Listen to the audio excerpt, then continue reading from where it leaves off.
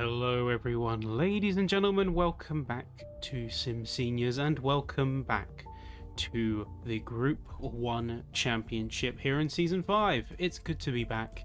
It's good to be back in the hot seat. Apologies for stream starting a little bit later than usual. We had a couple of technical issues on the back end, but happy to report that those have been resolved and we are well on our way to getting ourselves into the racing tonight, into qualifying good and proper. We're going to waste very little time here tonight, folks, because qualifying is just about to get underway and we do not want to be missing out on something like qualifying here now, do we? But that's going to be our story for tonight. First off, our championship. Remember, we have three classes, our bronze, silver and gold. And in the gold class, it's James Hartnell with a pretty domineering performance. He currently sits 130 points, top of the boards, with a near perfect performance thus far, with Lindblom and Gasson taking second and third at this point in time. In the silver class, you have Ed Brown, James Payton, and our defending champion for the Pro-Am class in the P1, 2, and 3 for silver, 102, 193 points. And then you have Justin Cutler, Rich Oscombe and Paul Hamby in the bronze class. Justin with a perfect performance so far, 130, with Oscombe and Hamby 106 and 96 points respectively.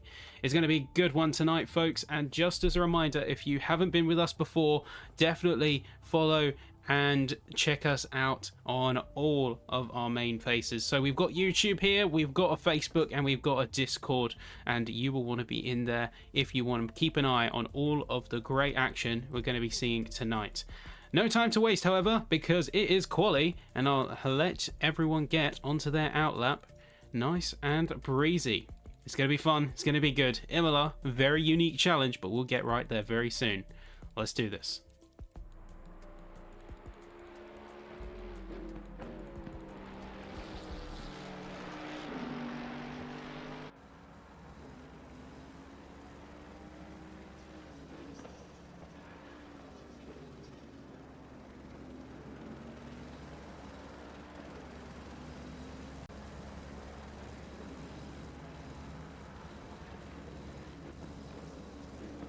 So we jump on board with Dan Moffat.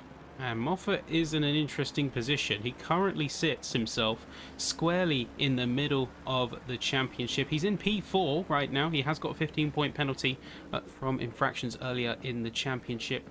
And he has got a title to defend. So we're going to hop on board with the helicam. And we're going to see on the TV cameras as well what kind of lap he can put down. Let's see, because he's going to be the first to put something on the clock. I'm going to keep relatively silent. And let's see what he can do.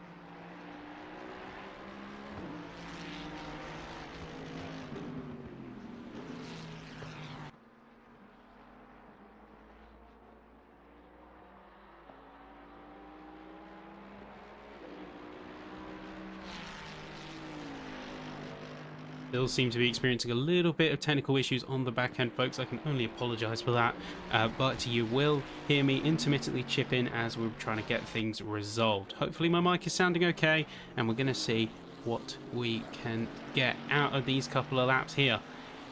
We've got a very fast driver on our hands, looking very nice and very quick in that 296 GT3, a formidable car, good all-rounder, particularly strong in the corners we've been seeing for some of these rounds. It really has had a chance to stretch his legs, and as you can see, coming down to these back couple of corners, 240 kilometers an hour, heavy on the brakes, down into second, carry the pace of the car. Be careful not to overcook it, don't want to be too heavy on the brakes.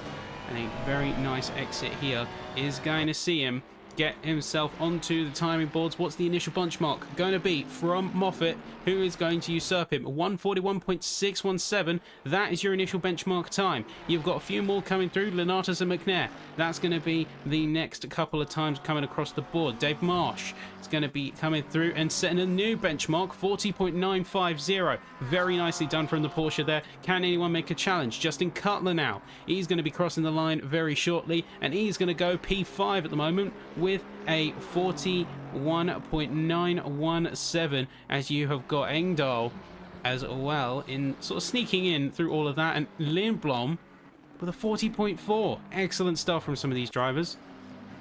Mark Stevens, he's going to be coming through. Aldhouse is also going to be another driver to watch. He's just gone and put himself into P13. Very nicely done there. There's a few more drivers coming through now. Stevens coming across the line. It's not looking like a fast one, but it is enough for P16 for the time being. A few more cars are going to be coming through as we speak.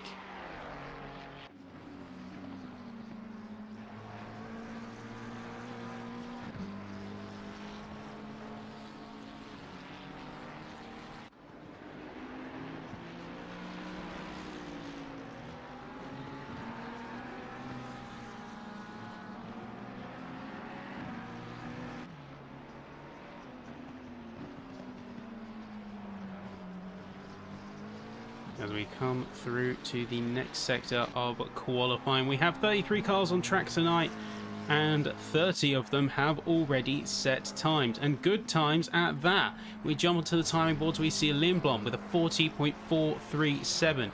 The 0.787 is going to go to Moffat with Marsh and a 0.950. Very nicely done there. Adam Rios is going to be the next driver on the board. P4, 41.087. He's going to be the next driver who is in the 141. So only 3 cars have broken into the magic 0.9s, 0.7 and 0.4 respectively. Jimmy Engdahl is next, along with James Hartnell, our current championship leader for the gold class in P6. Craig Starkey is going to be jumping in, and you can see that, I believe, was Carl Larson just jumping up to currently lead pole for the silvers with an absolutely astounding 41.365. We've got a couple more drivers who are going to be going on for times, however, now, and let's see what they can do. We've got a few drivers who are looking very strong, very positive on some of the deltas. A few more cars are going to cook. They're going to be coming through. Time is of the essence for these drivers here.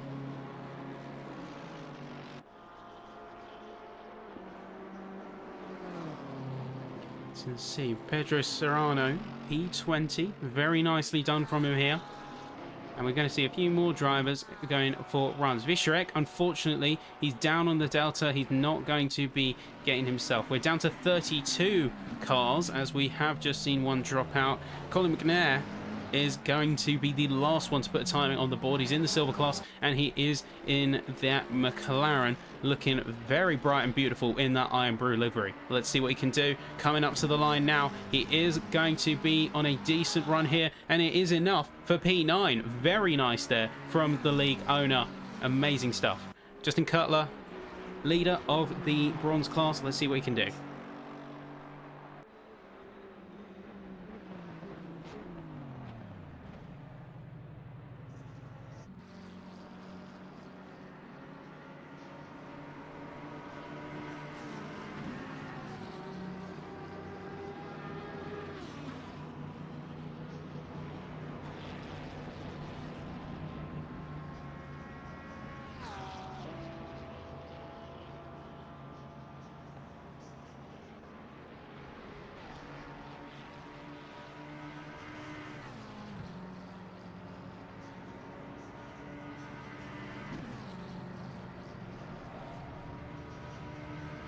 I believe we've got the technical hiccups on the back end fixed, folks, so thank you very much for your patience, and we're going to be jumping straight back into the actions. So next, Francesco Bicchetti, P13, what can he do? Pro Class up into P7. He's going to be joining the rest of the gold runners up at the top of the fence. Dan Moffat, he's currently in P2 after Lindblom has taken his spot from him. Can he make a viable challenge? Remember, he needs to make 0.35 of a second in order to convert that into pole position here in the session. We have 6 minutes to go. Let's see what he can do. He is looking positive on the delta, but I don't think it's enough. It is going to be an improvement, but not enough to create that P1 spot he so desperately craves. We have a few more cars out on the track right now. For instance, we have Jorge Saloma. He's going to be coming around the last few corners now and looking very nice in that dark. It almost looks like forged carbon he's got on that car. A very nice livery, I have to say. I've always been a fan of the understated livery game, and on that topic, let us know what you think of the current F1 car reveals, because we're seeing a lot more carbon come out on those things, and it's been generating some mixed opinions on social media. Whether you have a positive or a negative opinion on the F1 car reveals, love to hear it. James Payton currently bottom of the sheets, 43.365, whereas the time to beat from Lindblom, he's gone even better now, a 40.110. Absolutely excellent stuff. So Payton has got a bit of work to do on his part in order to close that gap to some of the rest of the field.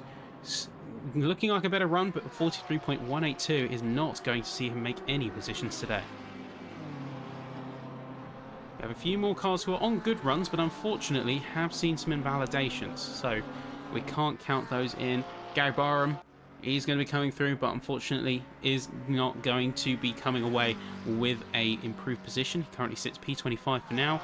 A few other cars who are teetering on getting a good run here, like Ed Brown, for instance. He's right on the fence this entire time. He has been right on the cusp of getting a good run, but a 0.647 is going to see him remain in P16. Engdahl is directly equal with his previous time, and then just at the end at 0.177. So everyone has mostly settled down in terms of their times. Only real jump up on the delta so far is Carl Larson. But saying that, we've just got word that Sean O'Neill is going to be making a big jump. He's 7/10 up. What's that going to land him? That's going to land him in P10. Excellent stuff there. Well done. And then Carl Larson, is there going to be a return fire? Yes, it is. That is the best run in the silver class so far. So currently your leaders in this quali session, as we have just over, or just under I should say, 4 minutes to go, is going to be Lindblom in first place with the gold class with 140.110. Larson with a 40.9 is going to see him leading the silver class, and then Saloma looking very clean, very nice, and in P12 but net P1 for bronze with a 41.1. So once again, we're seeing the top end of the field, while yes, mostly dominated by gold class drivers, we are seeing a few drivers who are really taking the punches and fighting. I don't want to say above their weight class, because that sounds like they should be put down, but they have really done a good job at taking the fight to the top runners.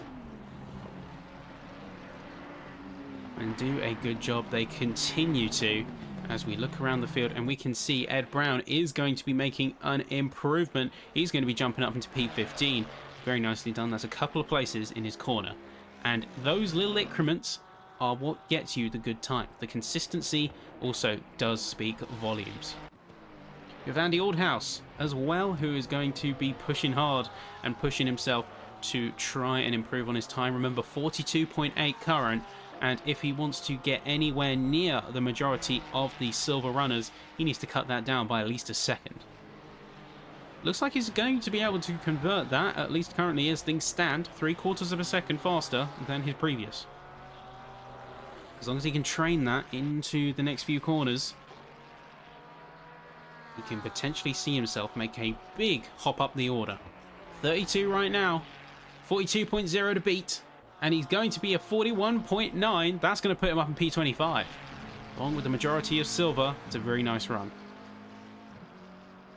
Let's jump in with our leader currently. Our pole position sitter is going to be Lindblom, and we took a massive slowdown.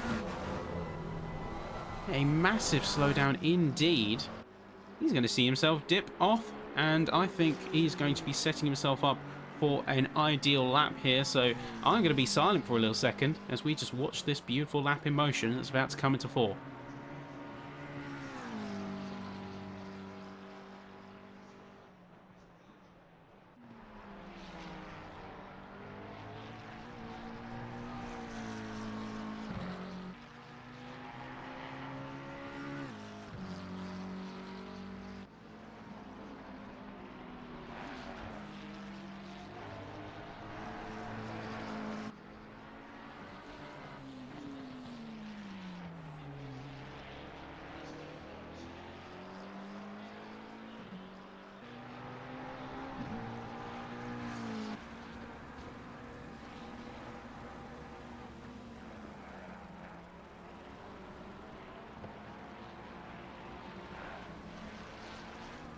As we see Lindblom, absolute rocket right now, taking every single inch of the track, no liberties spared. Even coming out of the little, I believe that's the swimming pool section, he takes the curb. Typically a very dangerous area to be overextending, as you can lose the car, but keeps it tight, keeps it honest. Very close to the edge of track limits there, but just about holds it together, right on the knife edge of invalidation. And he is right on the knife edge of improving his time even further. Remember, he's half a second across from the rest of the field, but the timing has come, or the time has come, to see whether he can convert this into a true lap. The flag has fallen. He's going to be first to cross post flag, and is it going to be an improvement from Lindblom? Let's see here. It is going to be slightly slower, but 0.110. That is nothing to scoff at. Moffat in the pit. He's not going to be seeing himself come into the pole position today.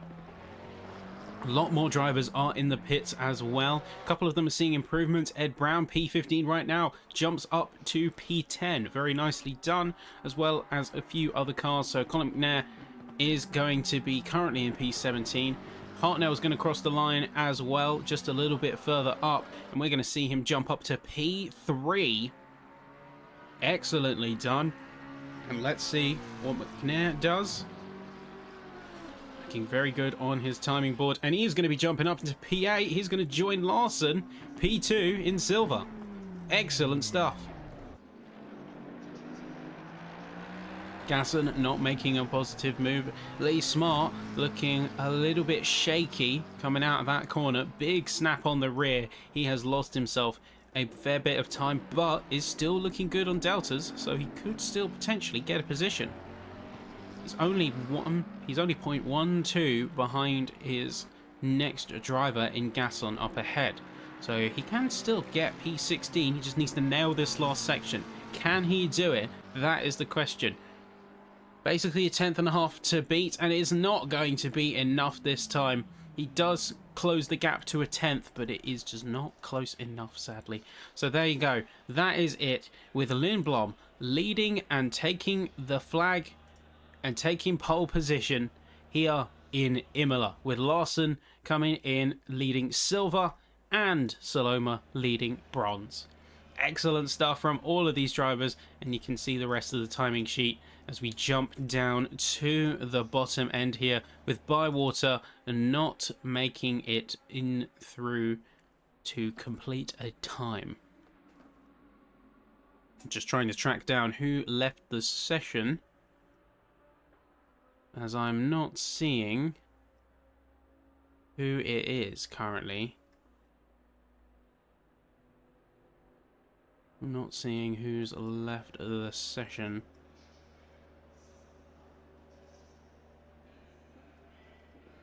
A little bit confused by that, I cannot lie to you folks.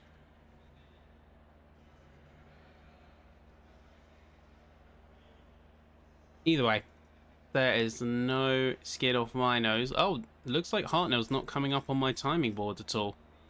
maybe a little bit of a bug out. But either way, folks, we are going to take a short intermission before this and the race in order to get everything up into ship shape and give the drivers a chance to adjust before the race starts in full. We'll be right back, folks. Don't go anywhere.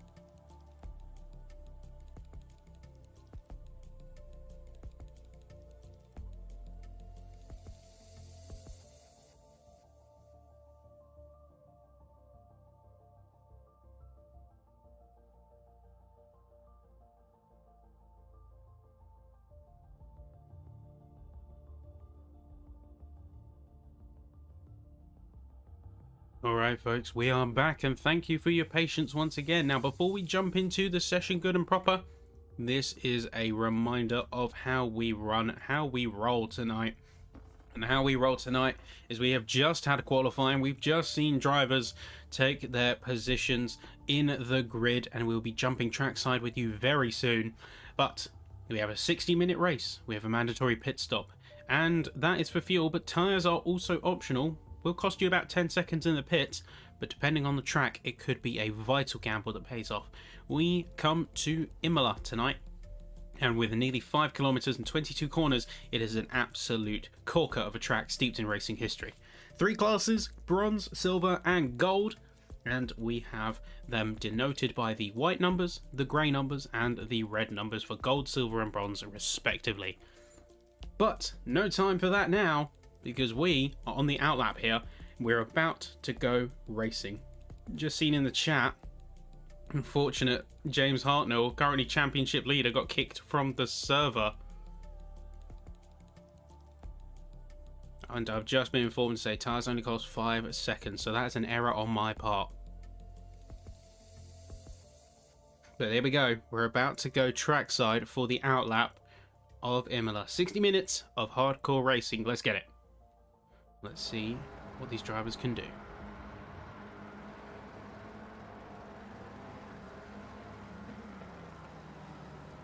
So of course your qualifying order.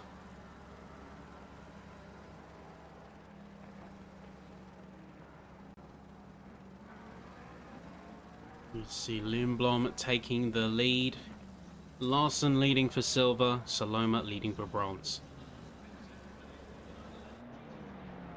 Let's see Lindblom take it very slow, as we have to go 60 kilometers when we cross the start-finish line to complete the outlap and to start the race in full.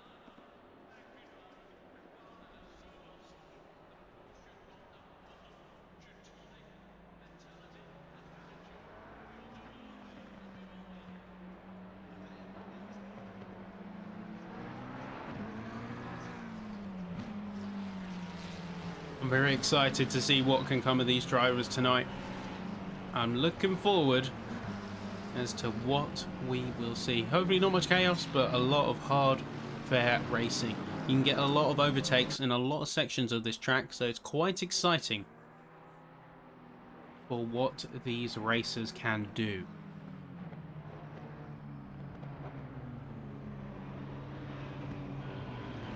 Anyway, we come up to the start-finish line now.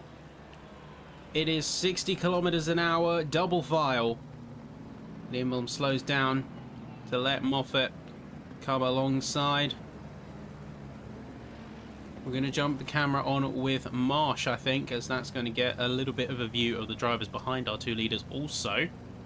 But as soon as they cross the start-finish line, it is game on here at Imola with the Group 1 Championship.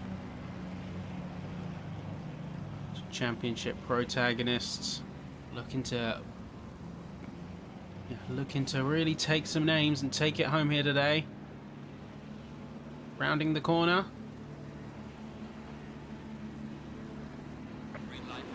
And there you go, that is the green light. It is ready to go. It is go time here, and the track is hot. Let's immediately see what we can get out of some of these cars, and we're going to see immediately drivers go for places. That's going to be a shunt immediately. There's a concertina effect. That's McNair off. That's contact between Cook, Molinho. There's a massive pile-up bottom of the track. What is this? 20 cars, it's looking like, getting caught up in the shenanigans. And it's looking absolutely catastrophic. What has just happened? We've seen the track order basically flip. Short of the top runners, the top 8 or 9, the entire session, the entire track went into the mud. And proverbial mud, of course, because we do have gravel. What was that? I don't even know what to make of that one. I'm seeing some calls for a red flag. I wonder if that is the case, if such a thing is enforced this round, this time. Regardless of what happens, we look to the front and we see at this front, Lindblom has got a chance to get away. And we see that Marsh has managed to promote himself up into P2. He's got a breakaway from the field. And I want to just see again what happened. Oh, that's the replay camera is bugged out. It's taken the wrong timing option. It's really frustrating. I cannot escape out of the timing camera, the replay camera either. Come on, let me go. Doesn't give me an option to escape the timer, because we have an incident that has just occurred and we want to be able to see it back. And oh yeah, that's the tip of the iceberg on said incident. But yeah, to jump back,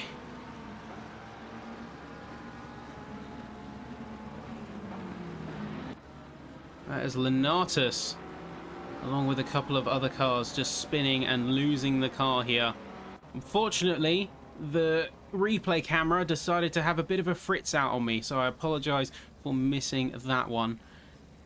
Not the best of runs this time from me, but Gabbert has just been overtaken by Bywater. We're going to see a move from Starkey potentially on to Brown. You see him right to the back of that Ferrari, and then a little bit further up as well you have got Dan Moffat, who is chasing down P3. He wants the spot in the podium that's being held currently by Larson.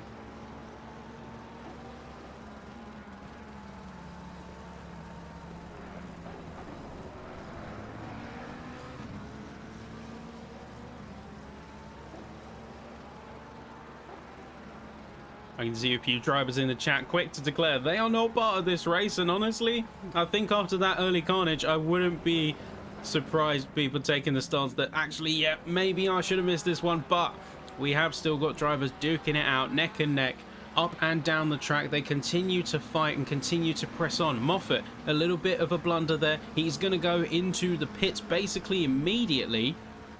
Not sure what the rationale behind that one is, but we see jumping a bit further down, we have Colin McNair, and we can see he is going side by side with none other than Jordan.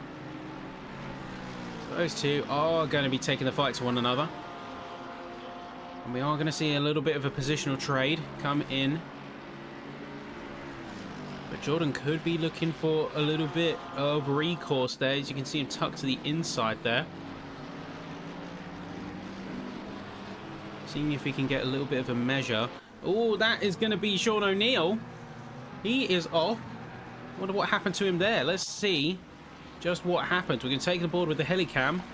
I think that might have just been a classic error. Yep, too much curb. He lost the rear, trying to course correct, and he's into the gravel, going to the sand trap. And then he joins back onto the circuit in P25.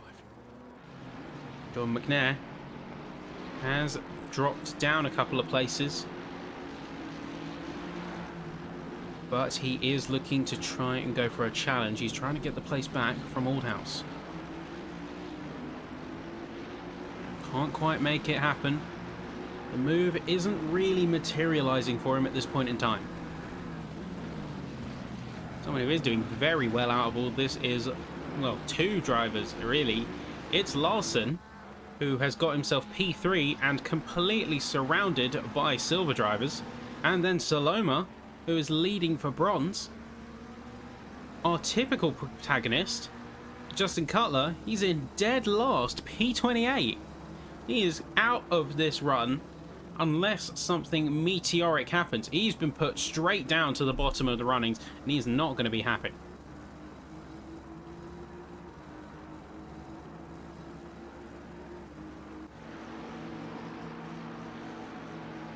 Starkey looking for a bit of a move on Ed Brown.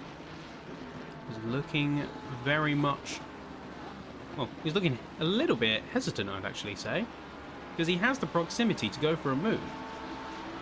I can respect the patience. He does go a little bit earlier on the brakes, but I think he's relying on... there we go, Ed Brown going for a bit of an overcook. He can get it on the inside. He has apex command of the corner. Is it going to be a full move, or are we going to see a switchback from Ed Brown? No, he tucks in behind, and that is Starkey into P11. Looking very clean, very sharp in that Mercedes.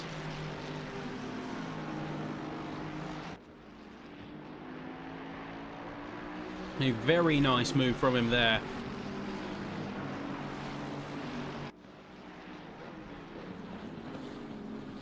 Yeah, I think today's race has to take the award for the most first corner carnage I think I've ever seen in this championship.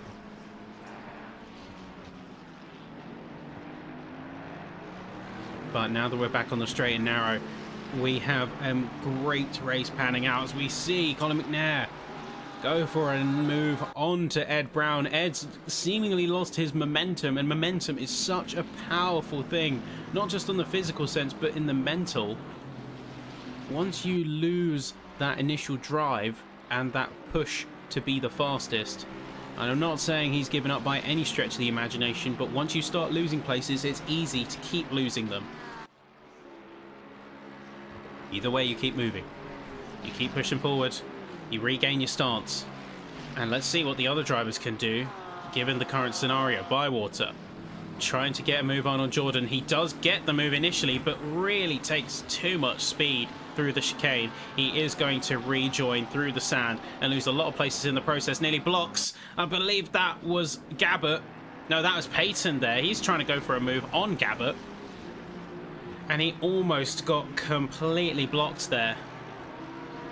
Losing the rear a little bit. He's under threat from Homer. Oh, that's a tap from Homer on the rear.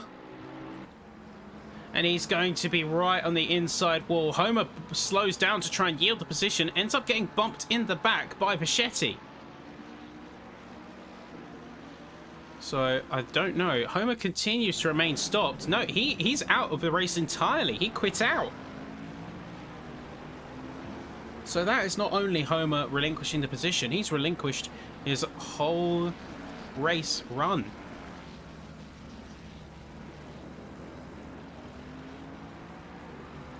There you go, Starkey with a very nice move against Giles there. So Giles loses not one, but two positions following the poor exit from the Ferrari. And it's a brilliant shot. But no, Colin McNair, he's going for another move. He tries to make it a double, but he overcooks it. Too much pace on the exit. And he is going to relinquish that spot. And oh, that's contact between the two! That is contact. And just to give you a bit of a rewind, we saw a brilliant overtake. I want to see that again from a different angle. Takes a bit too much speed. And then you can see that is a little tap, a crucial tap there. Almost causing an on-track issue. We do see some recovery there from Ed Brown. But he is going to walk away from that. albeit with some damage. Meanwhile, jumping up a bit further, we see James Payton looking for an opportunity on O'Neill. Can't quite get it to run yet. He did recover from his earlier incident. I'm not sure to what extent he has damage, if any. Now, the time will, of course, tell. Interestingly, Moffat and Cutler, both at the bottom of the field, but have already taken their stops. So they don't need to stop again. I wonder how much they can recover on strategy alone, considering the rest of the field has to take a stop. McNair is now into the pits, but Moffat 30 seconds behind. Very much looking like difficult business. Ed Brown really struggling on the pace as well here. He's dropped down into P22 now. You can see his car is looking battered and bruised. He has not got the aerodynamic performance that he needs to confirm any kind of positions here. Serrano next on the list, and you can even see Ed Brown, he recognizes that he's not got the pace to hang with the rest of them, and he's yielding to the inside. It's going to be Barham potentially making a move on Bywater in the next couple of laps, and let's see what he can do. Lean into the acceleration of that 720S.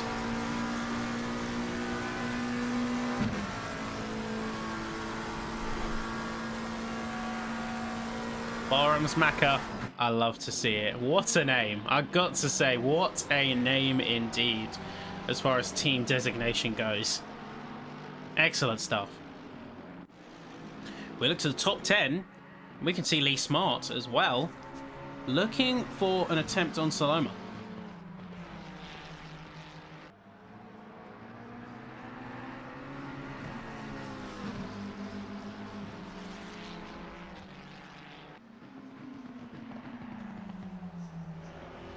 What can we see from Smart as we come out of the chicane? It's a very good exit for the number 72 car here. Is he going to make it into a move? He tucks in behind through the chicane. He's not going to go for it just yet. He could set himself up for a move into the last couple of corners or even the chicane after. Let's see what he does. He's by all accounts looking to take the spot from Saloma here. He is already in a very good position. He's P2 in class, but putting Saloma down a couple of places can mean he gets an opportunity to catch up to Larson. And whether you're in the same class or not, racing is racing. You cannot deny that.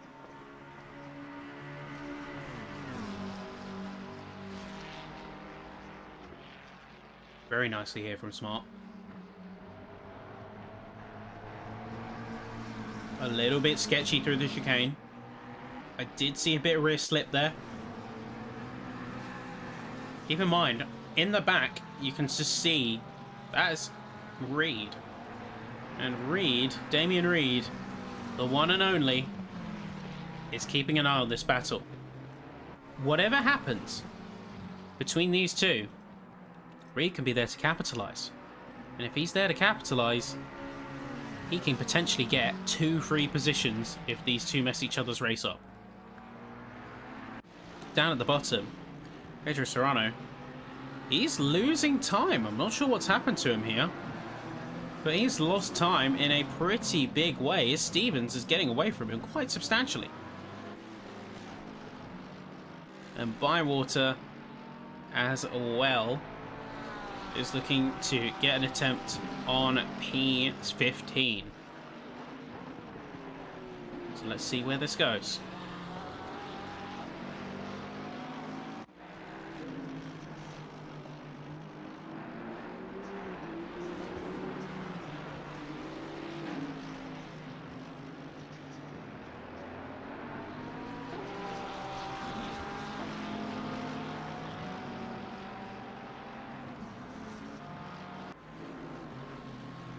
So John Gabbert, he's in a very interesting position right now. He's on the defensive because Bywater is right behind.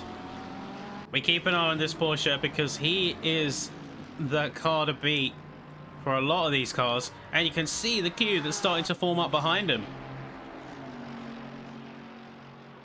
Meanwhile, you look up and you see Arscombe trying to get a bit of gauge on where Giles is going to place his car. But he's in a really tight spot. As soon as Arscombe goes for the move, Aldhouse could be right here. And now Arscombe has got the very difficult job of balancing attack and defense, as that's going to be Aldhouse very close. He's going to go for the apex. And I think Arscombe knew for it, and he chose survival. He knew how close that Ferrari was, and I think the wise move in that situation was just to yield a little bit. Lee Smart much closer to Saloma now. And we're seeing a little bit of Groundhog Day in action, folks. We're seeing, once again, the two McLarens come to blows, and almost identically, Lee Smart does not have the opportunity to go for it and loses the rear coming out of the corner. So a bit of pace loss there. He could have confirmed potentially into this corner with a clean exit. At least he's in the spot to where he can continue to put pressure on, and he hasn't got anything to stand in his way. Gary Barham is going to be the next attacker. Bywater has got by, and Barham is going to be next. A very good speed from that 720S being shown. Lean into the car's strengths, and Gabbett is kind of sitting in the middle of all of this. He's kind of wondering what's happened. Because like a rocket, that McLaren came running through.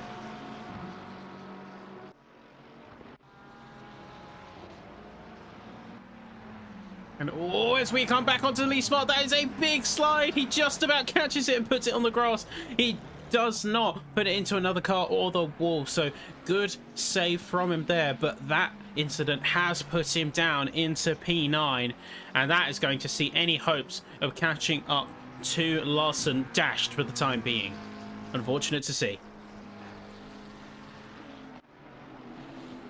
Chetti's going to be the next one to take a stab at the position on Gabbett. He has got the inside. You can see visually that Mercedes has got a little bit of damage. We jump to the bonnet. That is not holding on tight. And that's going to play havoc with some of the aero on this car.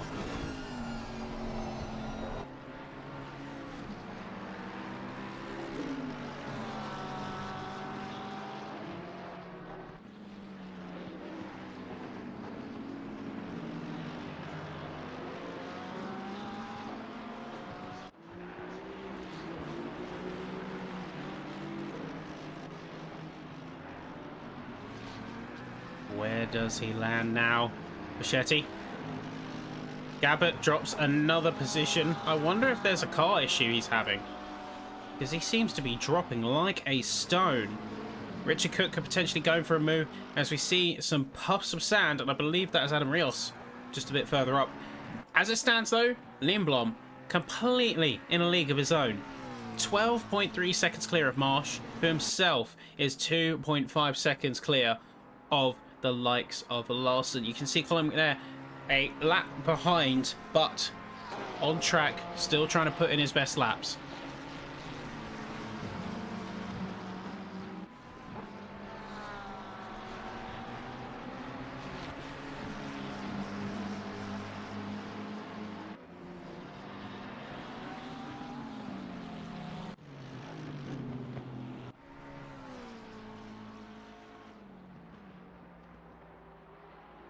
House is in a primary position to take a spot in the top 10, but all he has to do now is get past Giles.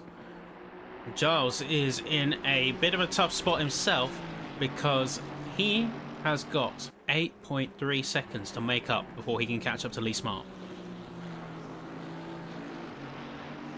Seen some very good showings for a few drivers, in particular Carl Larson. I want to give a shout out to him because he is completely in his own zone. He seems to have a very firm handle on this race thus far.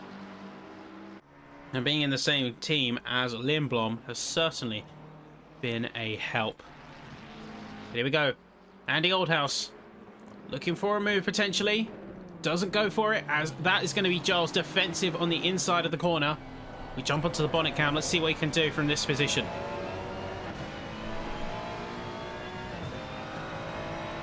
It's a drag race. It's going to be a drag race. He's pushing hard as we come into this next lap. Right on the tail of the other Ferrari. Is going to pull up alongside. Is it going to be a move? Not quite, as that is a very strong defense from Giles, though a bit too strong as he goes to the inside and goes onto the sand. That is Aldhouse inheriting the spot, and now we could even see a couple of the bronze runners making an attack on Giles now that his tyres are dirty. He's going to see reduced grip, but saying that, Oscar, he's taken a bit too much. He's in the sand, and that is a free position effectively for Jordan McNair.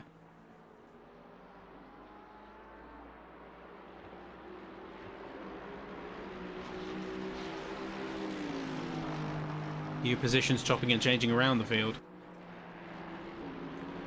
Curiously, we have a few drivers who took their stops super early, and then you have Moffat down in P21, but currently leading the charge on drivers who have taken their stops. And this is where Moffat can find himself a potentially huge amount of time.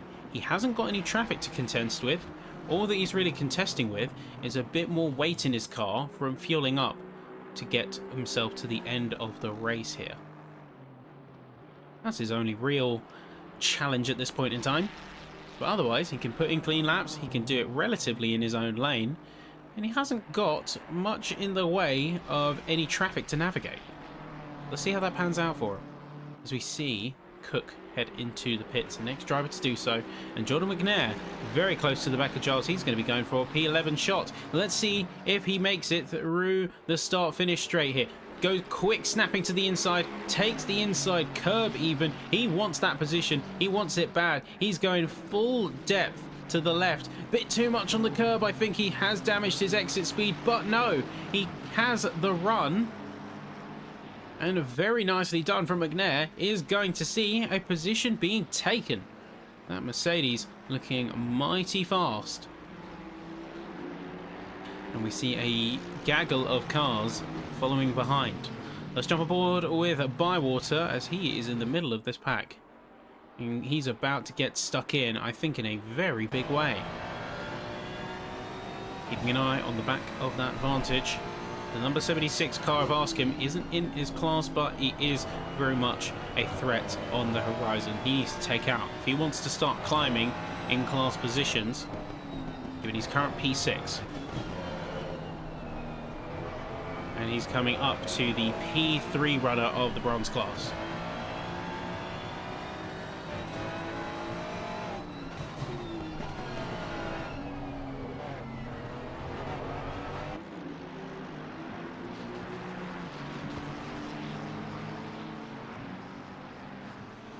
Well, a little bit of an extend from Askham could give Bywater an opportunity.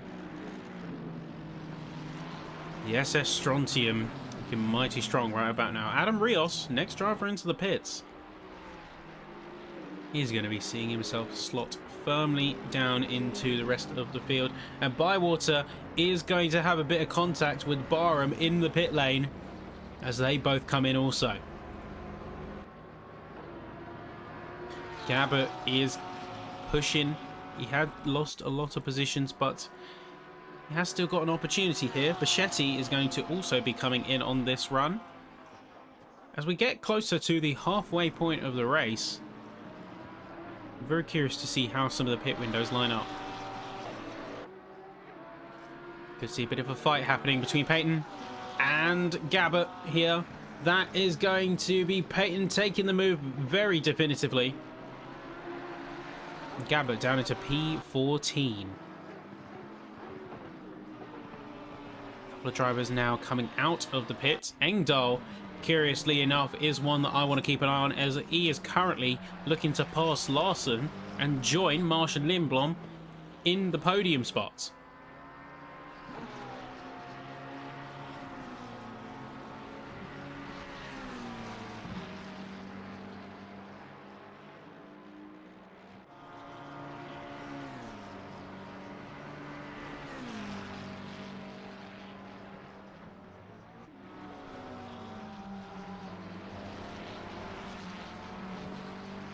I do have to say, it is unfortunate, because what would make this race truly perfect is a Hartnell in the mix, and it's unfortunate to see that due to a server issue he wasn't able to reconnect to the race.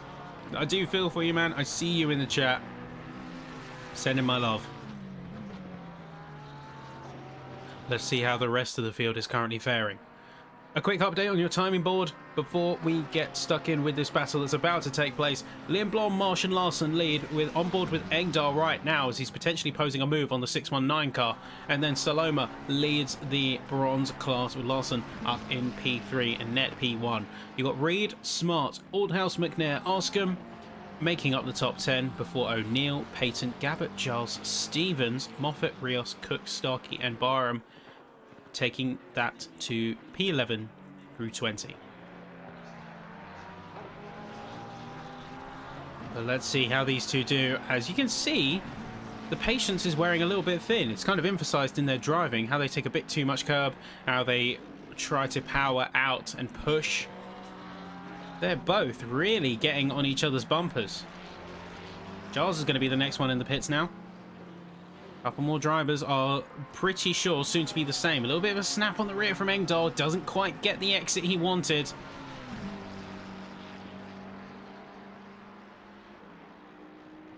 But let's see, coming up to the back of that Ferrari. Is it going to be close enough, even with the little straight line advantage the 720S has? I don't know if he's got it. He does take a little bit more inside and a bit more curb. That was to dodge the dirty air of the 296 before him.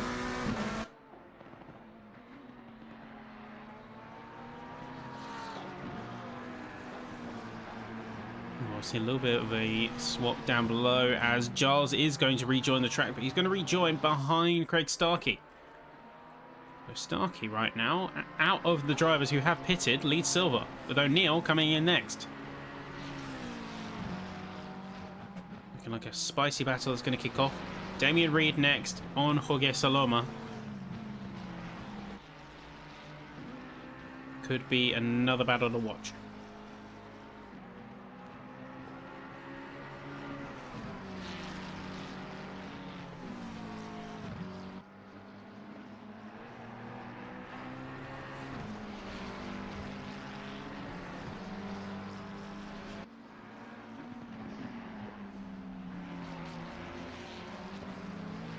We're on board with Damien Reed right now, and you can see the overextension combined with the little mistake coming out of the chicane has left Reed with a couple of options, but he doesn't take them. I don't think he got really left the space. And that is a little bit of defending driving going on there from the McLaren in front. You can see getting left a little bit behind. In fact, just dropping out of a second.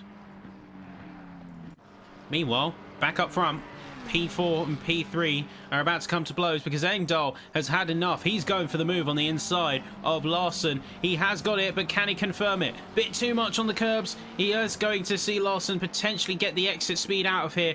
It's going to be tight. That Ferrari is right tight to the back of him, but he doesn't go for it. He didn't quite have the speed to fully confirm it, and Engdahl, despite the shakiness coming out of the curb, is going to be a very, very classy P3. Damien Reed is going to head into the pits now, so that battle between himself and Saloma is not to be. I think he opted to say that, right, rather than fighting in traffic, I am going to keep my head down. I'm going to get my pit stop done out of the way, aligns with my strategy, and then we will see where he comes out. Giles on the back of O'Neill. Currently trying to chase down that McLaren up ahead.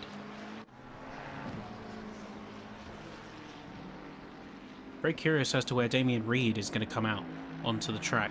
And oh, that is going to be a bit of a ride over the grass for O'Neill there. So he is going to see himself come out with some dirty tyres and not be in a good spot. But let's see, Damien Reed just exiting the pits now. He's going to be coming out in a fairly good spot, but is it going to be right stuck in with the battle? A few more cars coming out. You can see the mini-map straight on the power. And he's going to be coming out just ahead of Starkey, but can he keep the spot? You can see Mercedes coming out of that first corner looking hungry.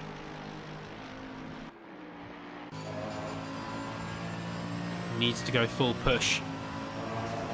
He wants to close that time up.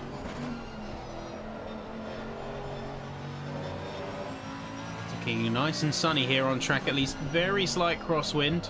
25 degrees track surface temp means that these tyres are going to be in a pretty healthy operating window.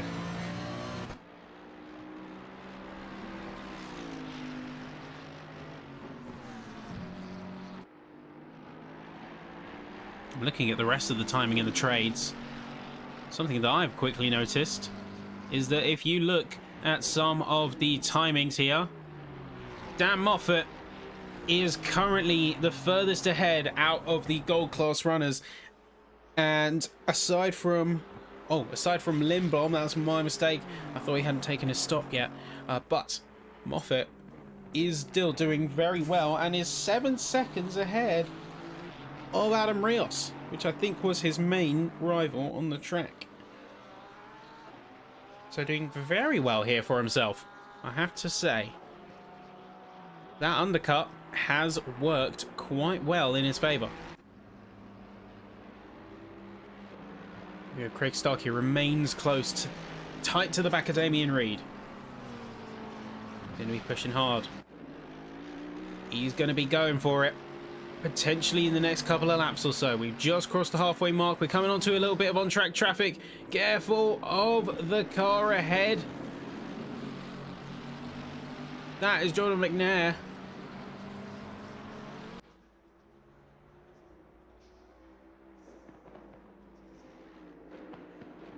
Damien Reed going on the defensive. Very close to the sand for Starkey. But keeps it out of there. Manages to dodge dirty in the tyres. Stevens and Pachetti coming up P21 and P22. Engdahl and Larson have also taken their stops. Saloma into the pit too. Although curiously, I wonder if there is an incident, because he saw himself not quite coming out in the ideal position, and in fact I think he reset to the garage there, because I'm not getting him flagging out on my traditional pit windows. Snapping back to reality. Smart is going to be in the pit and coming out soon. Just a few more drivers left to take stops. There's a few more have held on and remained resolute in their push. As what was that? I think we just saw a driver leave there. Did we just see Saloma leave? Oh no, Saloma in the pits. Very curious, my timing board is continuing to play up. I might have to invest in ACC TV at this rate. One thing's for sure, you drivers are going to be panicking. He's DSQ'd.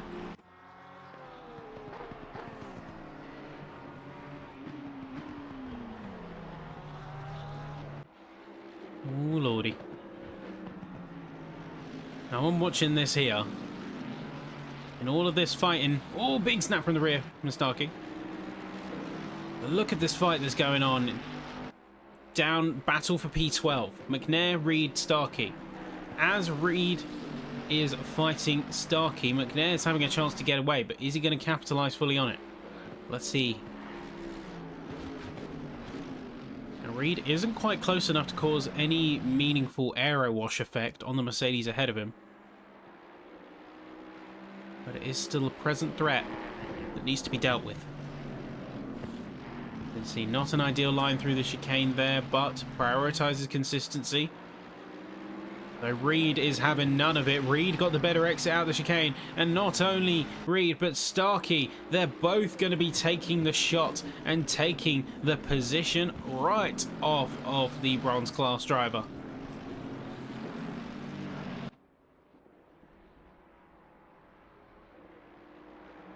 So now the fight is not necessarily to get past McNair. The fight is to secure P12.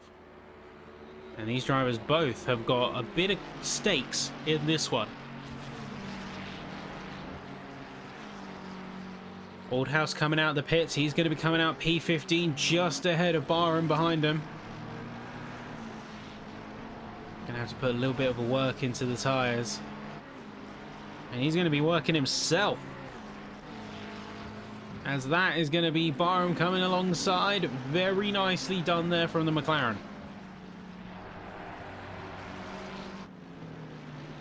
Oldhouse is not done with him yet. I think we're already seeing him potentially plan and tee up future moves.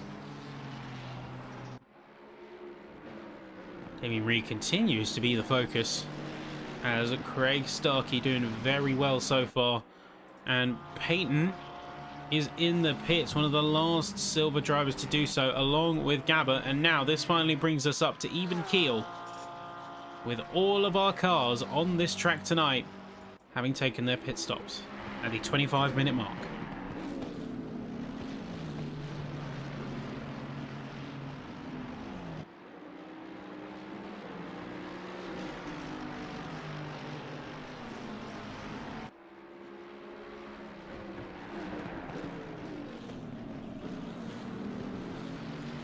I wonder where Peyton and Gabba are going to come out.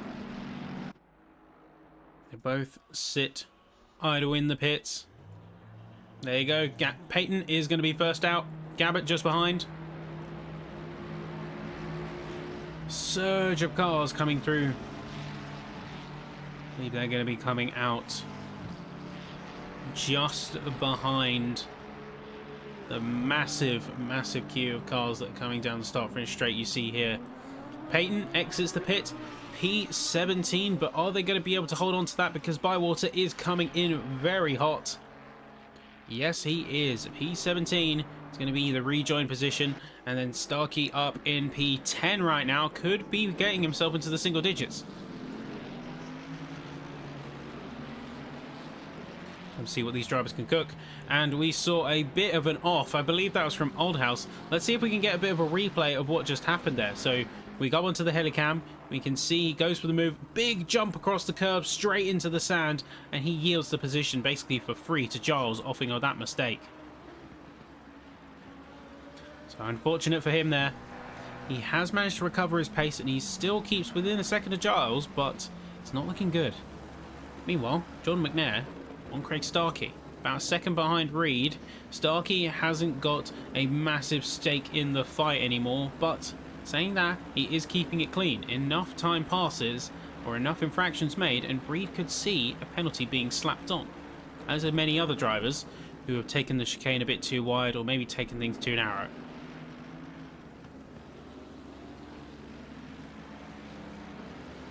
Let's see what McNair can do, because he could get himself into the top 10. He is within proximity, but the pace isn't quite matching up to him just yet. He's in fact losing time against Starkey, and Starkey is closing the gap back to Reed to go for another challenge.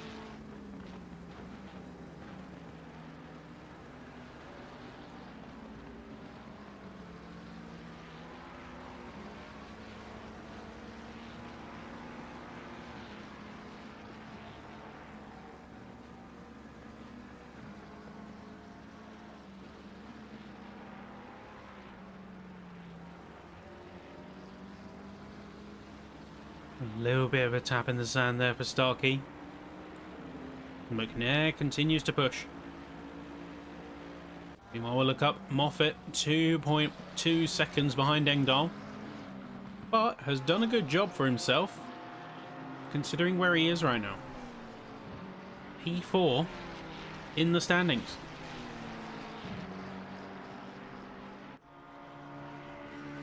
You've got Carl Larson down at P5. And P1 in the silver by a very substantial margin, might I add. Over 20 seconds separates himself and Lee Smart.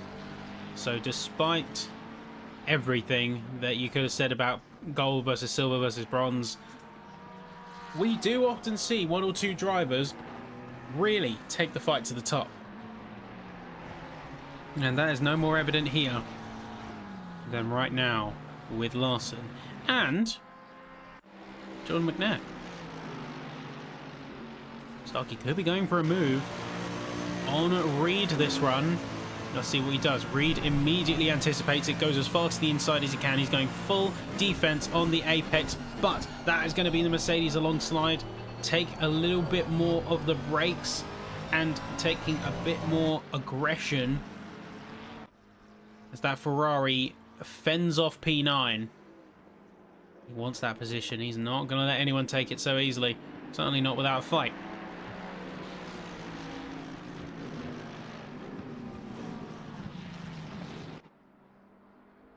The fight rages on. Starkey is very much dead set on this position right now.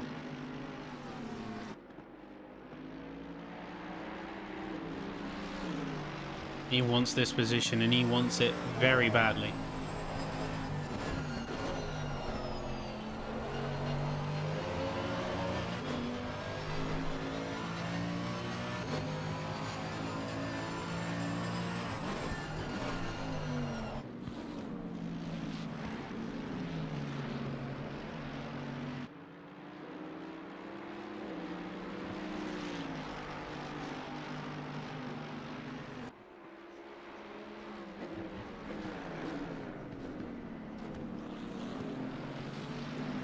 Drive-through penalty, though, for McNair coming in. That is a big hit for his champion hopes. And a big hit for the ego there. So too many track limit warnings, along with Bichetti, is going to see him come into the pits and serve that penalty. That's gotta hurt big time, but there you go. Yeah, there's the DSQ for Saloma. Still don't know the mechanics why that happened fully, so I would very much like to be educated by the chat who has a bit more intimate knowledge of the penalty system than I. I'm very much willing to gain more insight there. Carl Lawson has dropped down into P5, and Colin McNair very tight to the back despite being a back marker. He wants to put this fight in. Bichetti's also gone into the pits to serve his drive-through penalty. Yeah, Jordan, I do feel for him considering he was leading the bronze class. That title has now been passed on to Rich Arscombe. And he is currently about 12 seconds clear of the next bronze driver, who is Gabbett. John Gabbett. He is P2 bronze after McNair has had to go into the pits to serve the drive-through. Luckily, though, for as much impact as it made, it looks like McNair is still on good pace and he could potentially claw back P2 at least.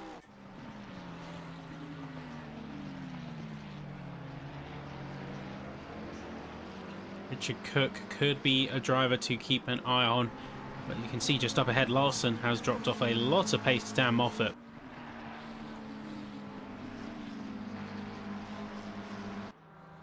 And yeah, that was pretty much all she wrote. Moffat is now on a crusade, I think, to try and catch up to the runners ahead. Arscombe could be going for a move as well on Aldhouse.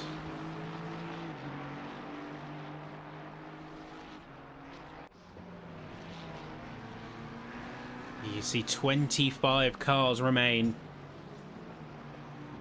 out of the 32 starters.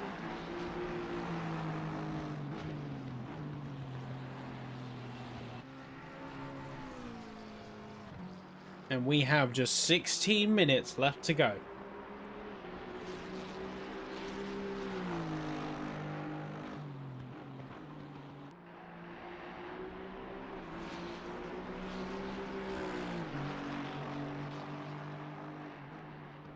This is that interesting point where we have seemingly hit a point of equilibrium of the race here. We have a few drivers who could potentially be going for some moves. Like, for instance, Cook and Rios. They continue to duke it out. You can see Cook going for the inside line there, but doesn't quite materialise for him here. Taking a bit of curb on the way through. Oldhouse could be going on the attack on Giles. Oscom could be going for the attack on Oldhouse.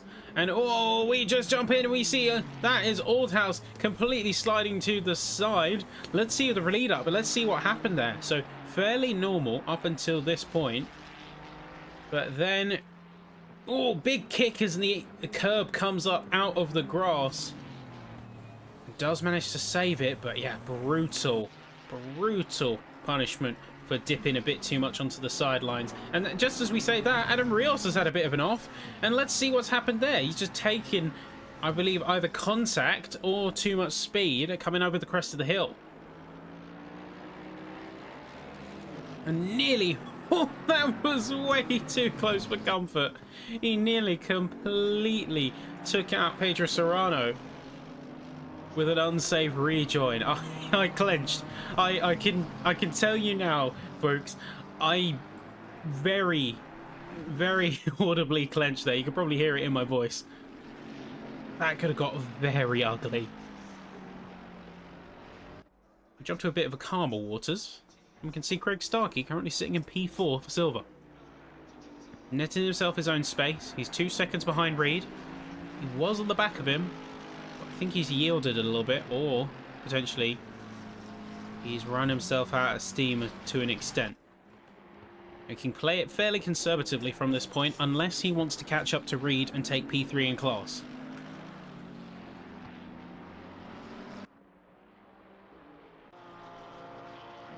We jump a bit further up ahead and we can see that Engdahl has now cleared 5 seconds from Moffat. So Moffat's charge to try and close the gap between himself and the podium sitters has not come to fruition, really. And you can see Engdahl in a very good space, with Marsh 5 seconds up the road and Lindblom a whole 25 or 26 now seconds ahead, which is ridiculous stuff. This McLaren driver well and truly has just run away with it.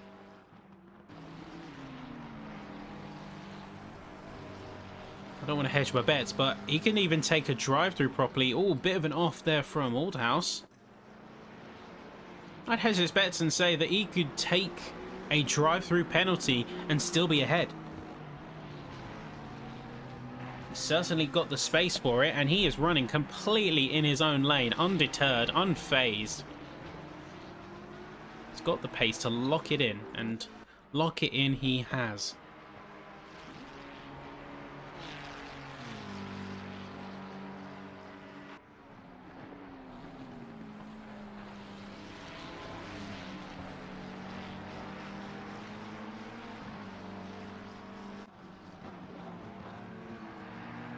But so far, everyone's kind of fallen into place in their own ways. So, with 25 cars out on track, closest proximities are Bywater to Arscombe and Larson to Moffat. This Carl Larson is completely in his own space, but could still very well take the fight. And as things calm down here, 12 minutes to go, let us know who you are keeping your eyes on as a potential upset. Of course, we have Lindblom currently in the lead of gold, Larson in the lead of silver, and Arscombe in the lead of bronze. But could we see any shake-ups, any upsets on this field?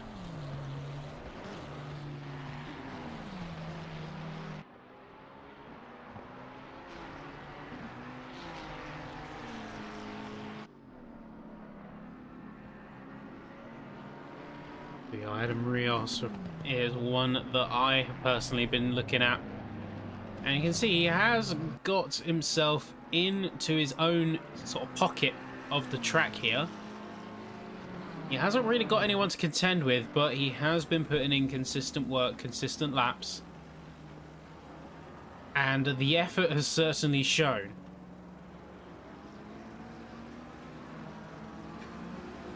Shout out to him as well as all the other drivers. who have really put in some great stuff thus far. To catch you up to speed, folks, lap 28 right now. We have first through 8 all on lap 28, and then the rest are on 27, with the exception of Ed Brown on lap 26, Colin McNair 25, and Saloma getting disqualified on lap 18. And thanks to those watching, we've either narrowed down either it was due to a super fast pit speed or an aggressive cut on the chicane that overruled any track limits warnings and put it straight to DSQ. Very easy to cut certain chicanes and give you advantage.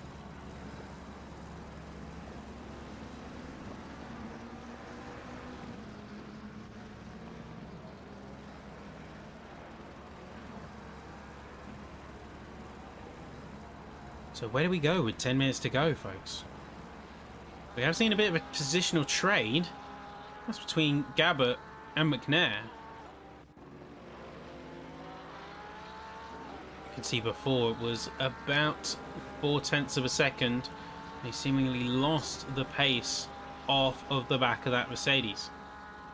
Saw a brief switcheroo, so I thought that there had been a move done on one of them. As we zoom out to the helicam, a second, and oh, that's brutal! What's just happened there is Craig Starkey has taken one too many extends. He's been hit with a drive-through. He's going to have to serve that, and he is going to be dropped heavily down in the standings. That's not what you want when you're in the position that Starkey's in. P4 in class, not what you want. So yeah, he's going to have to come in and serve that immediately. That is going to be a big hit to his top run hopes. Of all the tracks to get a drive-through penalty on, probably one of the worst. The pit stops are especially brutal on this, but at least you have the equalizer of everyone having to do a pit stop in this series. You get a drive-through, you are in a lot of trouble. So he's already down as P12. He is serving that penalty. Where is he going to come out? It's currently P16. You're going to see more cars coming by before long. He comes out of the pits. He just gets passed by Peyton in the time that it takes to get out on the track. A tough pill to swallow. But he is still fourth from last, so I would not throw in the towel just yet. He still has an opportunity to make good.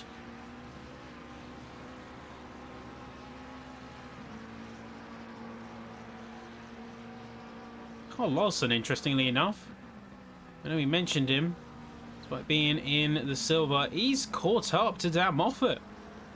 He has caught up. Engdahl has extended his gap on Moffat to 9 seconds.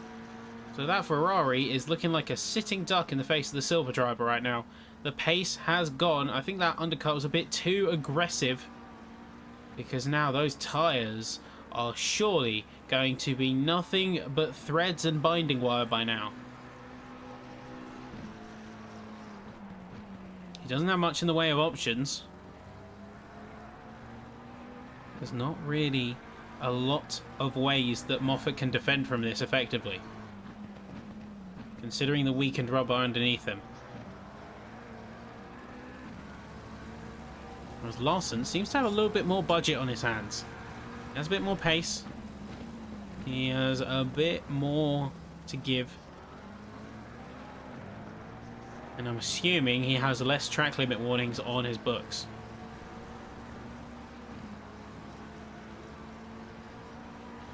Indy, Spa being worst pit stop.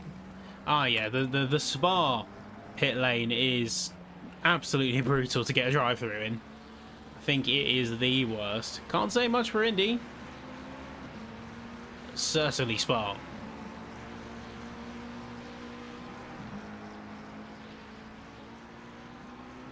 Here we go, Carl Larson. We stick on board with him for now, because he is the main driver to watch.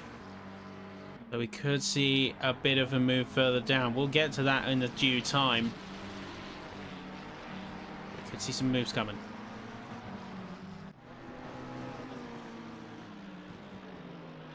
Oh, just saw in the background there. That was Colin McNair taking a big shunt into the walls. But he's going to be seeing himself damaged. He's going to limp that car home. And even in P25, he seems to be struggling. Rich Garscombe could be going for something as well. Number 76 car chasing down Giles.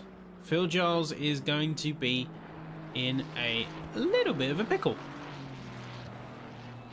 Hasn't got anyone to really get a toe off of. And as we come to this straight here, see the carbon looking a little bit battle scarred on that Ferrari. But remains resolute even with the Vantage chasing him down. Crucial few kilometers an hour making a difference. No attack coming in from the Vantage, was not close enough. And he fights another day. Meanwhile, but further down, Craig Starkey is going to go for a move on Payton. He goes to the outside. James Payton, and oh, James Payton. Big yield. He's going to see Starkey jump into P16. Nice work from him there, if I do say so. And back up at the top, you've got yourself Larson continuing to put that pressure on to his fellow Ferrari compatriot in P4.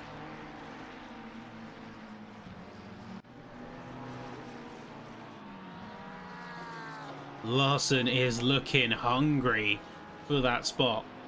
He's just a couple of tenths behind.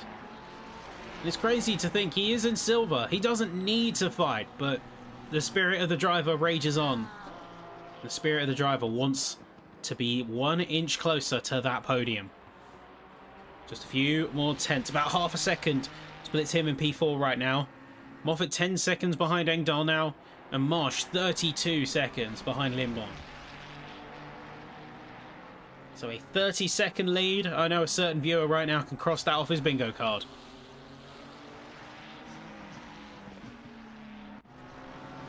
I think Larson's going to be going for a move yet. Oh no, actually, he could be trying to throw a couple dummies to put some pressure on Moffat to keep it moving.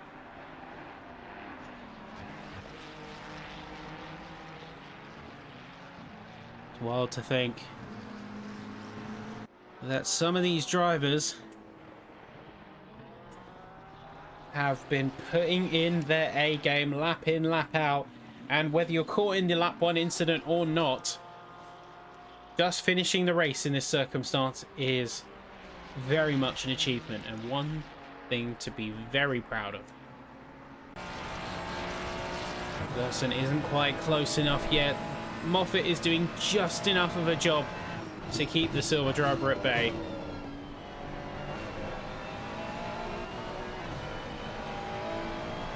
He is doing, in fact, just enough here. Really is putting in that work. I always found it super impressive, this game, with the little details and just how the little cables and netting swings with the corners, as well as, of course, the beautiful sounds these cars make. You can never go wrong with some good sound design. Makes or breaks a game for me personally. We jump aboard to a couple of other cars that we haven't seen in a while. Bywater could be going for a move on Phil Giles.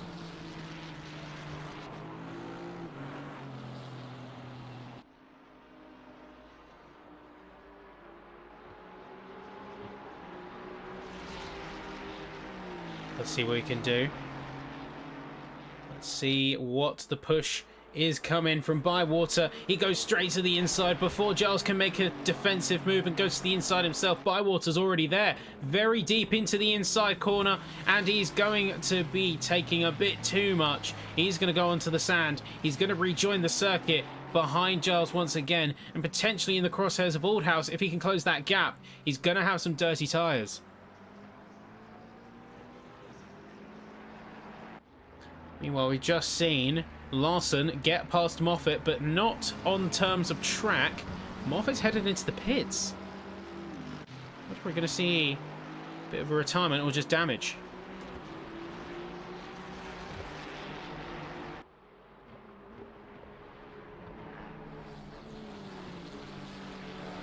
A bit of key opportunities.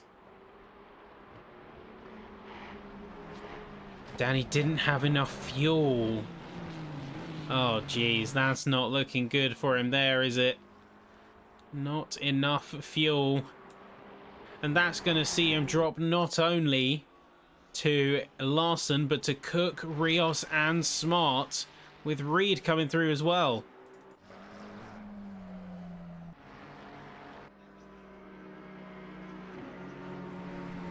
That is a painful pill to swallow. He could have got it so right there. Seriously, Justin Cutler that we just saw there. Running very slow. Struggling with his car, it seems. Ed Brown just overtook him. And there we are. That is, in all of that, Lindblom, he's going to be doing some donuts to celebrate because trying to keep up with that kicked off. Lindblom has crossed the line right as the timer drops. And that is it, folks. A 30-second lead. He was so clear of the field, I almost didn't catch him before he got into the pits, but there you go. Celebratory donut. Marsh and Engdahl finish a bit further back, and there you go. It's going to be a big upset in the championship fight. Larson wins for the silver, and then Arscombe in the pits now has won for the bronze. Stevens is coming through, and Stevens is coming through. P21. Every class has had a big upset, a big shake-up in terms of the championship order, and I'm sure we're going to see those points take a big swing in a few different interesting directions. You do have the drop race, so don't forget, but it could still be all up in the air. There's the final few cars come through the line. Justin Cutler was one that we pegged to win for bronze once again. Unfortunately got caught up in the massive chaos on lap 1. Brutal end for some, but a big opportunity for others. And there you go, folks. That is it. And that is your session completed. Lindblom wins for gold, Larson for silver, and Arscombe for bronze. Amazing stuff from them all. And with that, folks, we take our leave here. Be sure to join us tomorrow night because we have got ourselves Imola once again, but it is going to be for Group 2. So you won't want to miss it. You won't want to miss these drivers putting everything on the track once again, as some excellent drivers have been really showing their stuff tonight. And we are going to see that trend only continue. So unfortunately, I do apologise for some of the shaky commentary tonight, having technical issues on the background. I'm not going to make excuses for it, but I'm just going to apologise, and hopefully Group 2 is going to see a bit more consistency from me. But we'll see you tomorrow, same time, for Group 2. And we'll, of course, see and have a bit of an update as well, points-wise, for the Group 1 Championship. So if you want to hear the points up to date before next week, you'll want to be jumping in here, same time tomorrow. Take care, folks. It's been amazing. You've all been amazing in the chat. And a shout-out to all the drivers who make these events possible. Join us on our Facebook, our Discord, and, of course, subscribe to the channel and like the stream if you like what you see. That's all for me, though. I've been Sappy, aka Ben Sapswood, signing off.